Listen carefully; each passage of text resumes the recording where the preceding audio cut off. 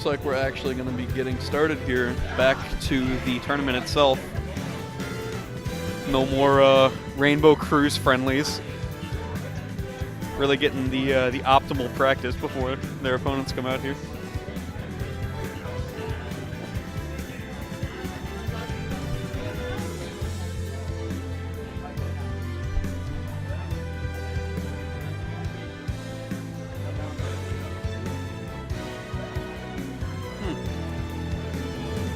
Still, it's been nice commentating for everybody over here at Amiibo Madness 3.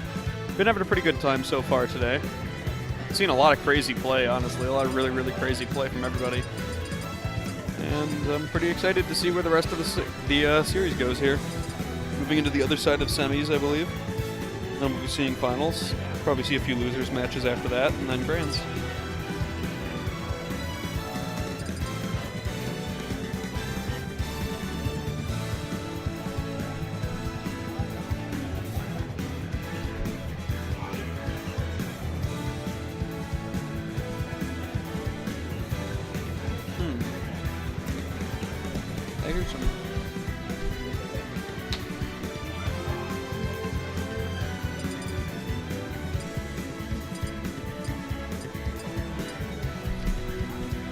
Hey Gooshi, what's up with the light?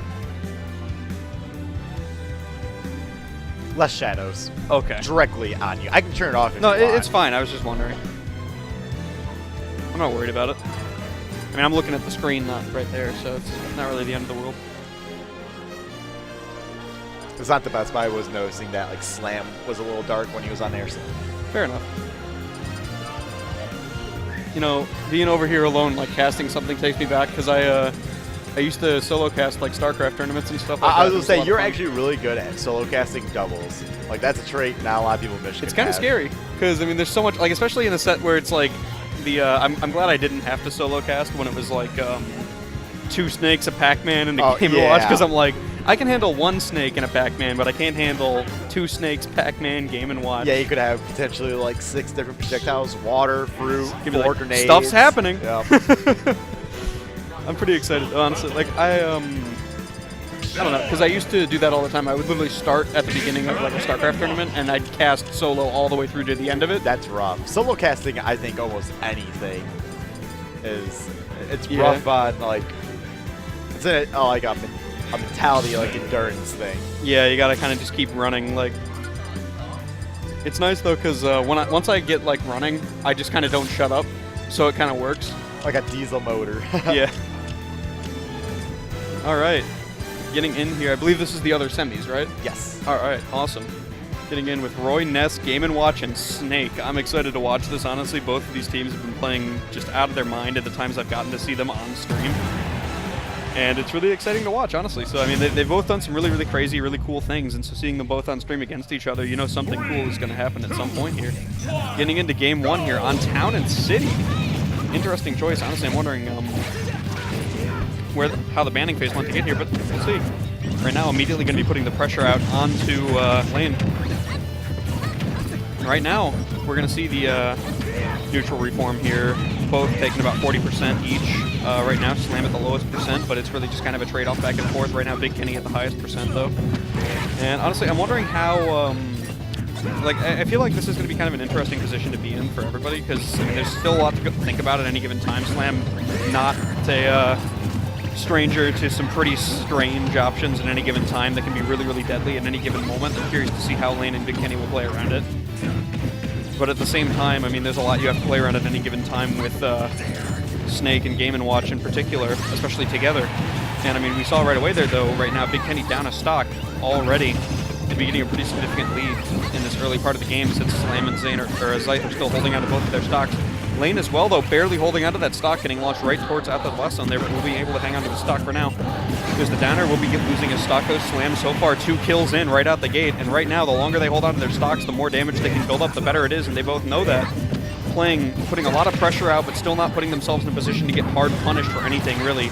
A light punish at best for anything that they're missing right now, because they just really want to rack up any percent they can, and right now we're seeing that lead start to form for them. Whew. That being said, I mean, this is a huge lead already starting to form. Big Kenny's at 95 off stage, almost died right there. And Lain is already at 72. Slam actually able to recover there at 135%. I mean, a back throw right now might kill Game & Watch at 80. There it goes, and right now still not even losing a stock, hanging in there even longer. Lain down to his last stock, and right now Slam doing an amazing job of holding onto that stock and doing an amazing job. He's about to honestly almost just kill Big Kenny right out the gate there, still hanging onto it. And Zyth finally losing a stock, but that's still a huge lead. Right now, both of those stocks dropping, but I mean, Big Kenny already at 130%, and Lain on his last stock. That's a really, really good position to be in if you are Slam or Zyth. I mean, we see Zyth going all the way off, just really trying to pressure Big Kenny, trying to take that stock and force them into a position where they won't have a share stock to use if they need it. I mean, that's kind of what you got to do. But there's the jumping into the up smash there. Going to be getting the damage on both and closing out Big Kenny's stock. And now we see them both on last stock. Lain in a very, very troubling position at 90%. And we've seen them closing out stocks on him really early. Slam and Zyth both able to close out stocks really early this game so far. And we've seen the opposite, honestly, for Lain and Big Kenny. They've been struggling quite a bit to take these stocks off of their opponents. But right now, there, as I say that, there goes Slam getting hit by one aerial into another. As I say that, immediately flipping it around. And right now, we see Slam on his last stock. Still have a stock lead, though, through Zyth. It is definitely getting closed out, though, the gap they had between themselves as players right now. And we're going to see it start to even up. Lain going to be able to survive that just barely at this point, though. But definitely a lot better of a position for them to be in after that stock was taken. But it is still a troubling one, Zyth. I mean, again, like, the longer Zyth holds on to that stock, the worse it becomes for Lain and Big Kenny. But as I say that, the stock is gone, and suddenly we're on a last stock situation, and yeah, the percent is really bad for them, but honestly, I mean, a character like Snake builds up damage so fast, and Game & Watch even has some pretty crazy just ways of killing you at any given time. Hint, hint. That honestly, it's not over from any perspective for anyone here. That being said, there goes... No, Big Kenny's still going to be holding on to that stock. Lain going to be the one to drop, but there goes Big Kenny off the top as well, and a very, very good game one going to Slam and Zyth. I'm curious to see how adaptation is going to play a role here, because we saw just such a huge lead come out of the beginning there, but the end of the game was actually much closer than the beginning would have you think. So I think that Slam and Zyth, they had just such a good opening there, but then again, we saw in the last set when they were on stream, it was still able to even it out really, really quickly after losing game one. So after winning game one, they've got that momentum going, and it's a really scary thing. But Lain and Big Kenny are really, really good at just adapting to their opponents, and really, really good at playing with each other and changing up how they play to just get a huge advantage. So it could definitely go either way going into game two. Hovering over town, but it looks like they might pick something else. It would make sense, honestly. I'm not sure what they might prefer in this situation, honestly. I know Slam is a big fan of Smashville, so I don't think that's where you want to go, but there's Battlefield. I suppose that makes sense for both Game & Watch and Snake, actually, now that I think about it. Will help him live a little bit longer, hopefully. Off those stronger hits that he was getting hit by in game one. That being said, moving into game two here of this winner's semis, we're going to have to see some changes for sure. And we're going to see how these players have changed how they play around each other after that first game.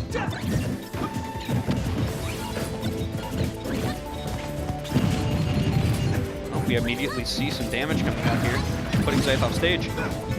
Alrighty. Slam going to use the Psy Magnet to fix his landing there. We'll see him move it around. There's the forwarder. Putting his opponent at a disadvantage once again, and we see kind of a more evened out neutral here between the players, but slight edge going to Lain and Big Kenny right now, but definitely not one that is too far. Oh, and we see some jab pressure here, going to be able to get his opponents off of him. Game Watch will be able to find the shield there, though. Going to be setting his opponent down on the grenade, but will be able to roll away from that and not getting pressured too hard. Slam getting a huge amount of healing off of that, the grenade and the C4 with that. Will actually be able to block the bucket there. Very, very good for him, throwing his opponent off, or his teammate off stage because he grabbed him there.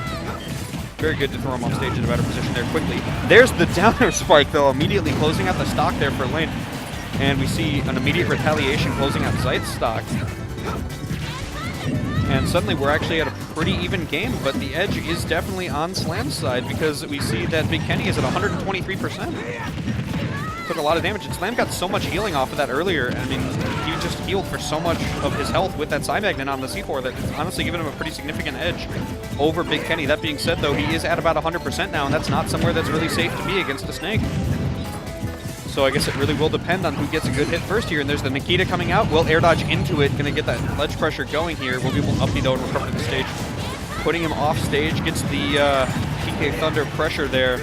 Trying to recover. But we see Lain is so good at pressuring off stage. But Slam will be able to find his way back without too much trouble there.